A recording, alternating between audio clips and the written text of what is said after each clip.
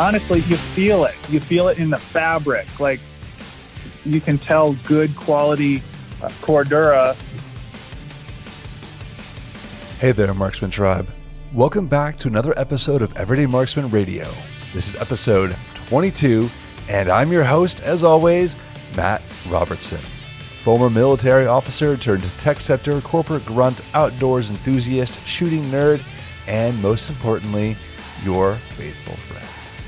Now, in this week's episode, I have a special guest, Kody Hamill, who is a kind of out-of-nowhere guest for a show like mine. He popped up in the comments on one of my blog posts several weeks ago about load-bearing gear, and he just threw a shout-out saying, nice to see somebody actually getting out there and using stuff and writing about it. And I had to ask myself, who is this person who just made this comment under the name Sewjourn Gear? Sewjourn. And so I clicked the link, I find his Instagram profile, and he just has all kinds of videos, and he's just a very happy, quirky guy who enjoys making gear. So this is not a sponsored episode or anything like that. This is a straight up, this person just seemed like somebody I wanted to talk to. And he has a really fun backstory about how he was trained as a logger and then jumped into actually producing gear professionally, and now he's off on his own trying to do stuff. And the reason I wanted to do this episode was twofold. Number one, I've always been interested in learning how to make stuff. And I've toyed around in the past the idea of buying a heavy-duty sewing machine and trying to make a couple of things here and there, or at least customizing my own gear. I get those questions here in the interview. But also just how do people go about doing it and recognizing good quality gear? Because all of us know all the big brands like your First Spears and your HSGIs and S-Tacs and Mayflowers and many more who make great quality gear. But we don't hear a whole lot from the little guys who just are doing it out of their garage and with just ingenuity and know-how. And that is why I wanted to talk to Kody today. So with that, I'm going to go ahead and step back and let you listen to the interview. Don't forget to check back in for the last couple minutes, and I'll give you some of my key takeaways.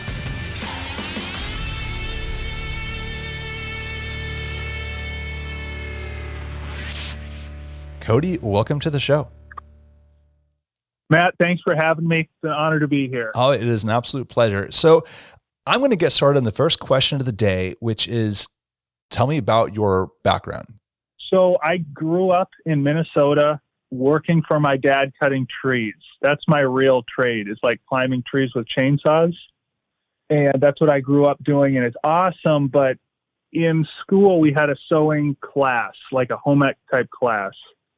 And it was really fun to make something. I'd never really made something before, and it kind of sparked something. And my dad had an old Singer sewing machine. So I kept kind of sewing at home. My old favorite backpack wore out, and I just tried to make a new one.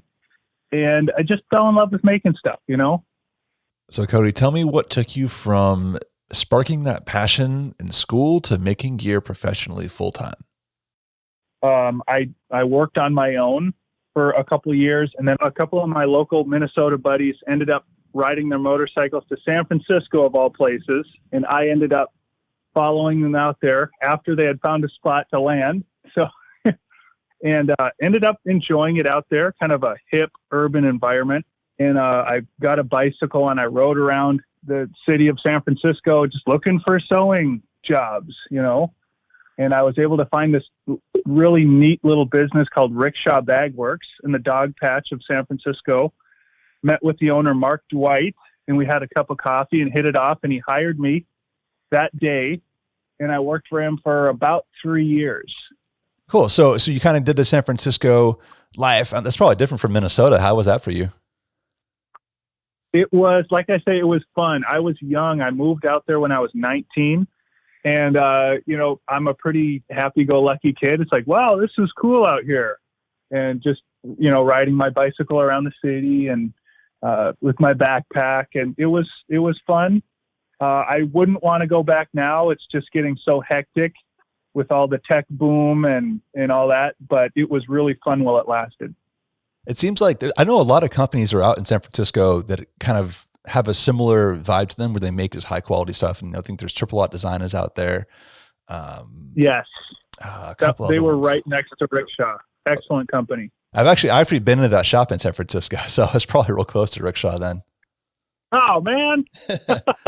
Yeah, that's funny. So, okay, cool. So you did the San Francisco life. Is that where you kind of got a lot more experience doing the sewing then? Yes, that was like a full-time job.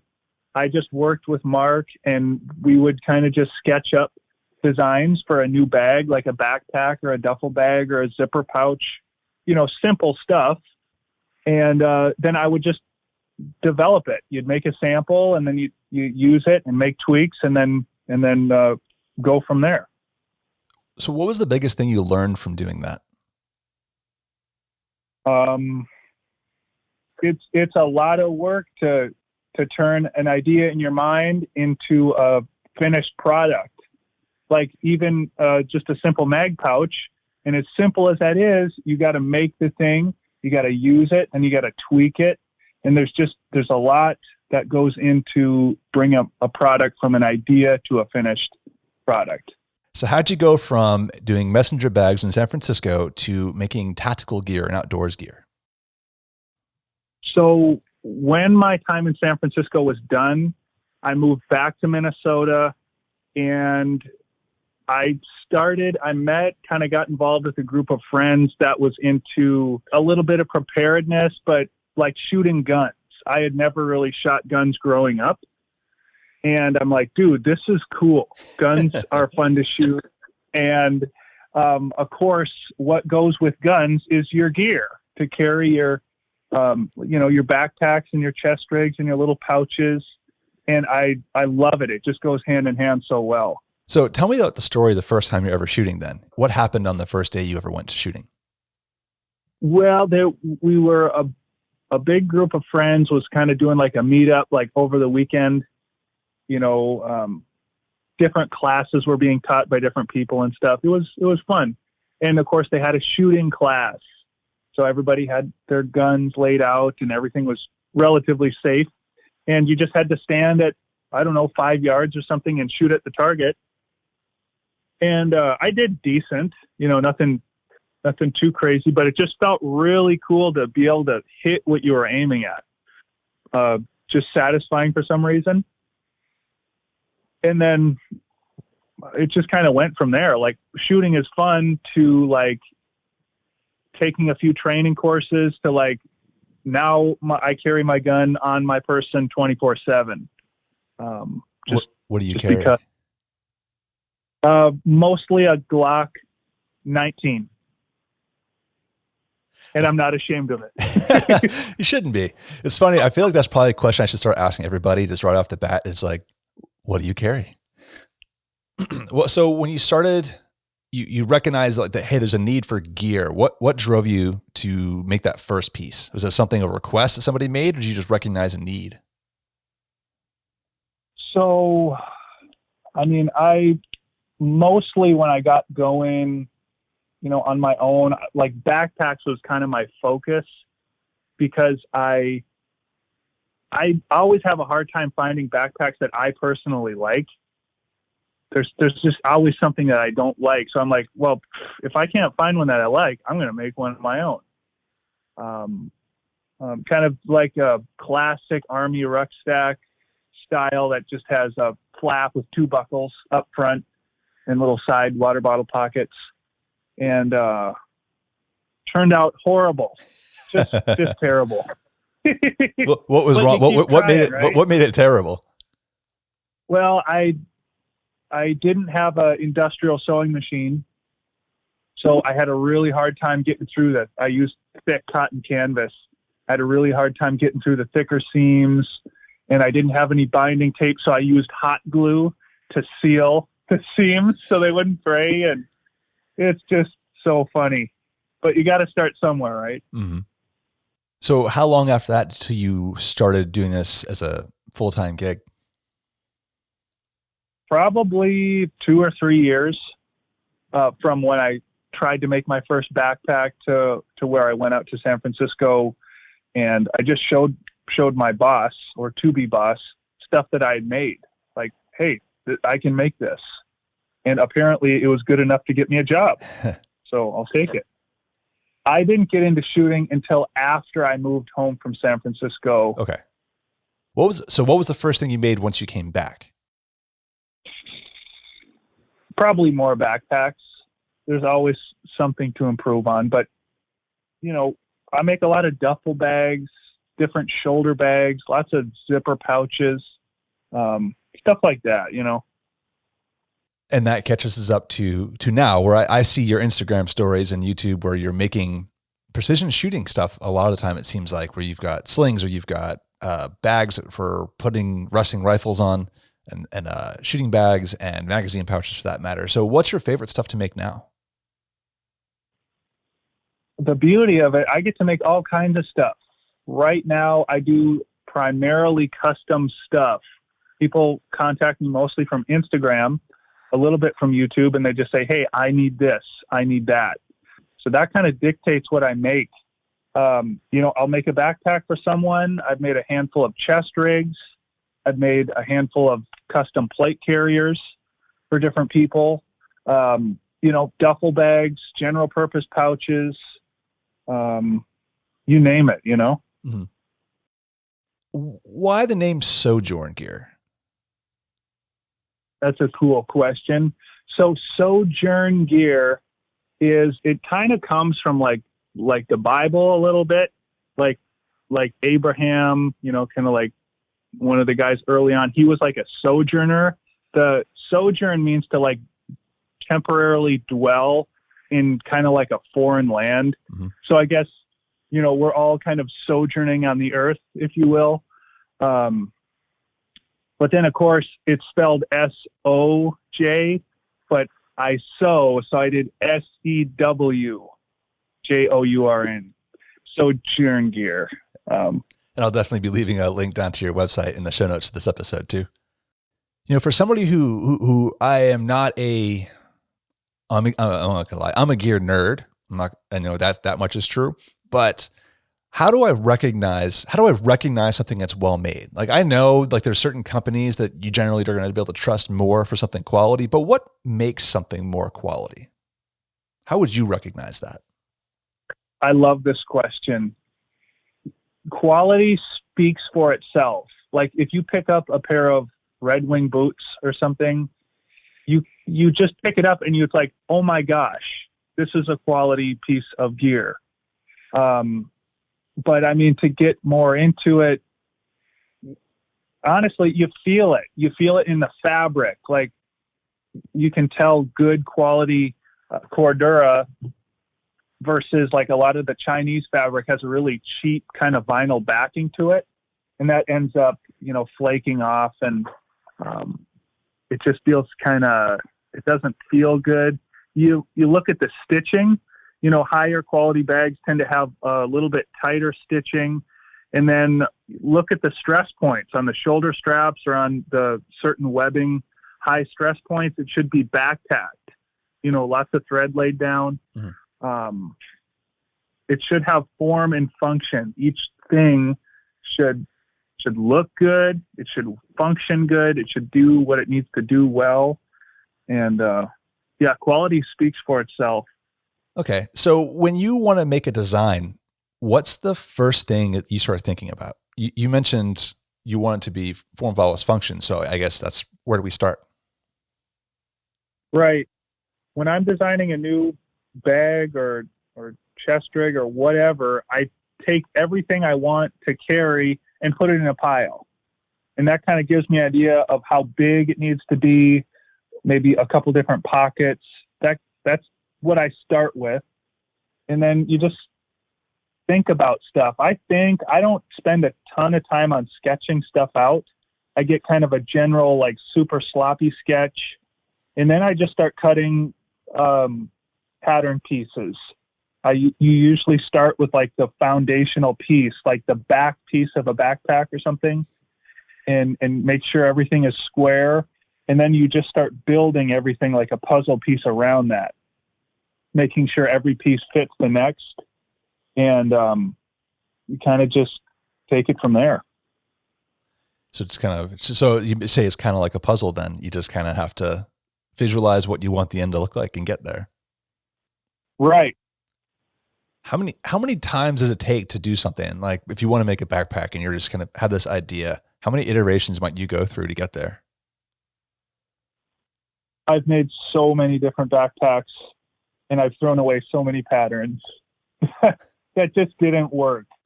I'm still in the process. I'm by no means an expert. My favorite backpack company is Mystery Ranch out of Bozeman, Montana. Oh yeah. I've been there. Dana Gleason. I've never met him. I hope to one day, but he is light years ahead of this little kid.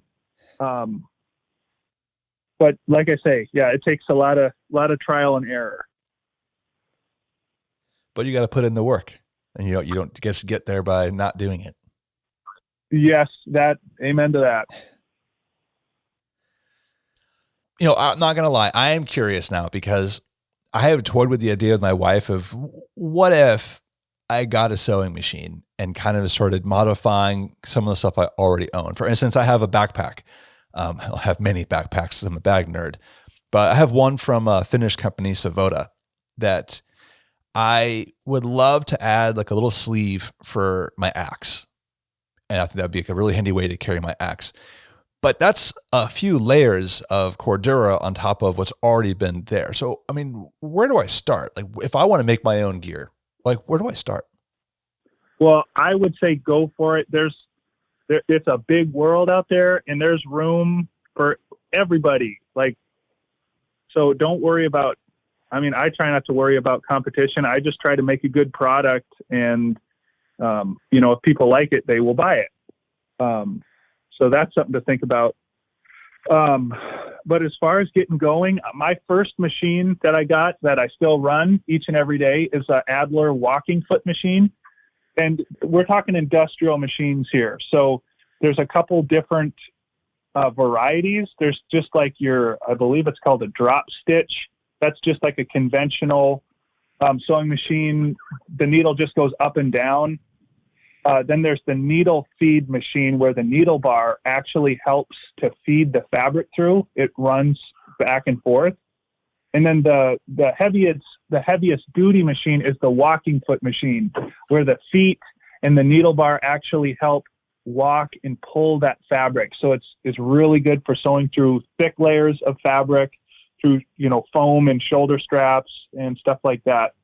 And you can do all kinds of stuff. You don't want to sew underwear with it, but it's really good for cordura and gear related stuff, thick gun belts and stuff like that. Okay. So I got my first walking foot industrial machine on Craigslist for like $700.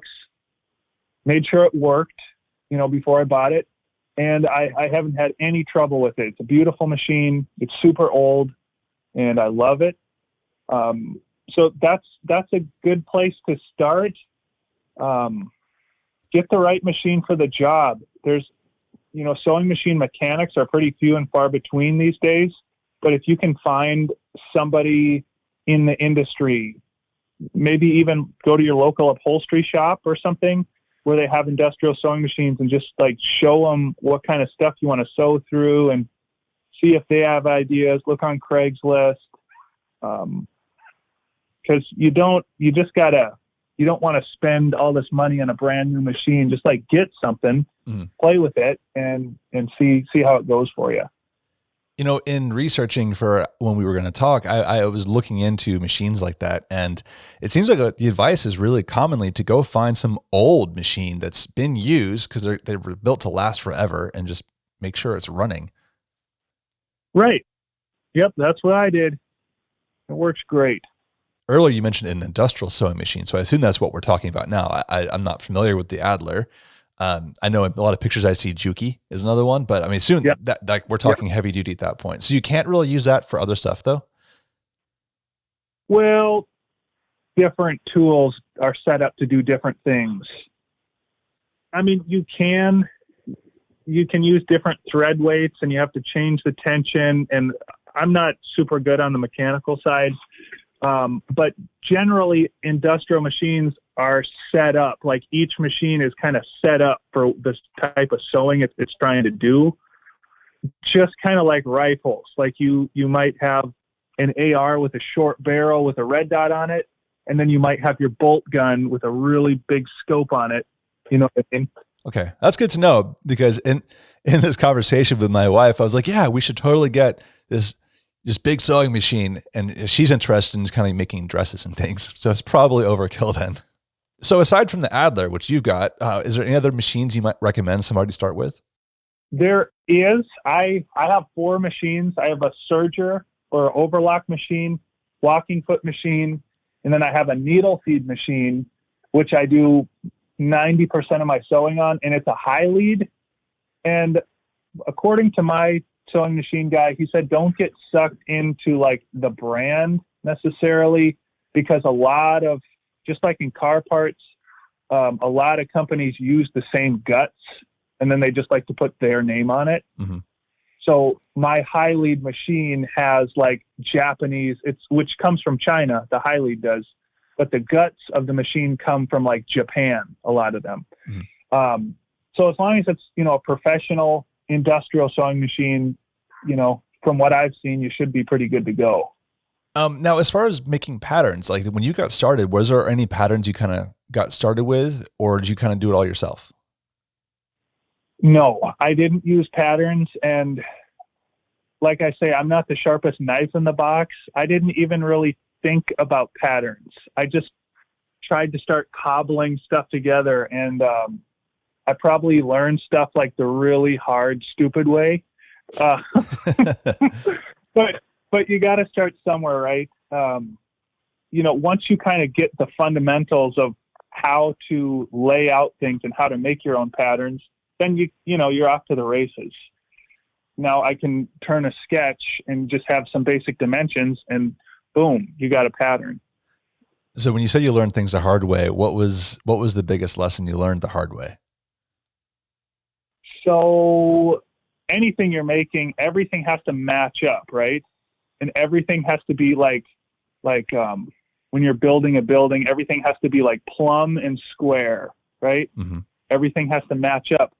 And I just didn't understand how to do that. And I'm still not perfect at it, but you can use notches. You fold the fabric and cut a little notch in the fabric, usually like in the centers of stuff. So you have a reference point of keeping things true and, helping stuff line up correctly. It's a puzzle. That's what it is. Now, are there any, if someone wants to get into doing this, are there any kind of online communities or resources or anything like that people can go to kind of get started? Or is it all DIY? Great question. Oh boy, that's a great question. Us sewers are few and far between. I feel like sewing is such like an underground, mysterious world. Like people's grandma used to sew, and people might know some guy who sews, but man, it just seems like it's such a rare, secretive thing that from my experience, it's hard to find other people who are into sewing, much less share information. I'm not super techie on the internet, so maybe there is, sewing forums and stuff. I'm just not there. But the best thing that helps me is I'm a gear nerd too. It's just looking at other gear. Whenever I see somebody have a backpack on, I'm like, whoa, let me take off your backpack and let me look at it for 2 hours and study it. And, going to the sporting goods store is always awesome. I just look at how everything is made, and you just kind of get ideas on how stuff is put together. And so looking at other people's gear is huge for ideas and stuff. Have you ever taken something apart to figure that out, or you kind of all the time? Okay. So you break out was it a stitch ripper, or what's that called? A seam ripper? Yeah. Seam ripper. Yep. So you kind of just disassemble it into all the little component parts and be like, oh, okay, I got it. Exactly. Yep. I feel like that would conflict so hard with my gear nerd, because I wouldn't want to sacrifice a piece of gear. I know, but sometimes like for packs and stuff, I got a fair handle on. For more clothing and stuff, that's when I'm like sacrificing clothes, because I'm not as good at apparel. I make my own pants and sweatshirts and jackets. And I actually just bought a cheap jacket at the thrift store, and I like how it fits. So I'm going to cut this nice jacket into pieces and lay it flat on the table and make a pattern out of it. It just reminds me of when I was a kid, and I would like took apart my friend's Nintendo to see how it worked. I'm air quoting. Exactly. Same thing. Of course, I don't remember if I figured out how to put it back together again. So sorry. Oh, I know. I've been there too. You get stuck. But I will say it is one of the nice things. I think the first time I ever built an AR, as an example, that was where you really saw how it all came together. I feel like I didn't get it until I had to buy all the individual pieces and assemble it. Yes. All right, Kody, when it comes to gear, what is something that you wish people would stop doing? Wow. What do I wish people would stop doing? I mean, people can do whatever they want. I'm not going to tell somebody what to do and what not to do. I mean, I get frustrated by cheap gear that's not made well. Because it's like, what's the point? Making stuff takes so much time, effort, energy, and money. It's like, what's the point of making something that doesn't function well for what it's designed for? And, typically stuff that's made in America, especially like tactical gear, tends to be like pretty rock solid, because people take pride in that they're making it themselves in America.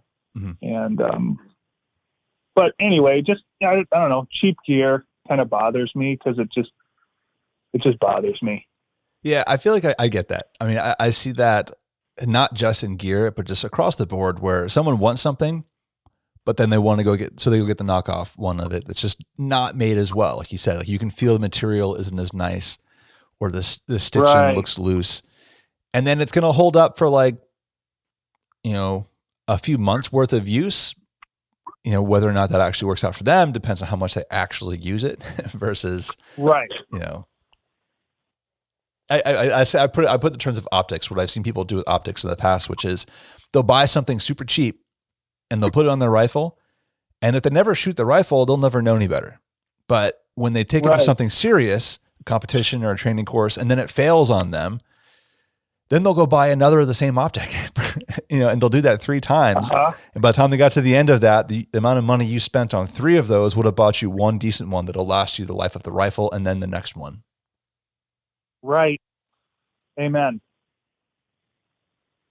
All right, cool.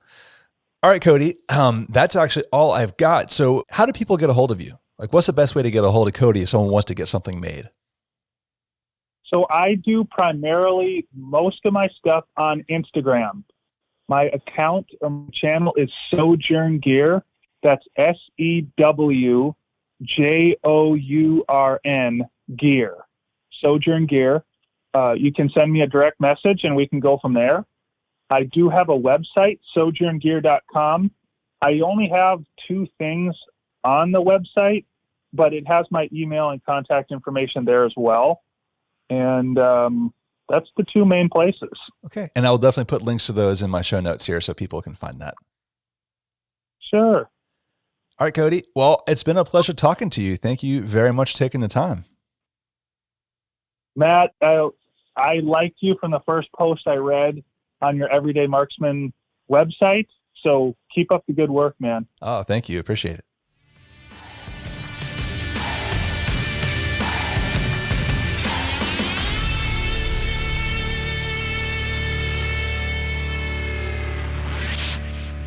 I love highlighting stories of everyday people who are doing cool stuff. And I would love to do a lot more of that in the future. This is, after all, the everyday marksman, not the professional industrial grade marksman or industrial scale production marksman. We are the podcast for everyday folks doing cool stuff. So talking to Kody was just a good time. There's a lot it didn't make it into this conversation, just to kind of keep the interview to a manageable length. But I hope you enjoyed it. Now, I had a couple of good takeaways from this one, but I want to start with what I thought was the most important one.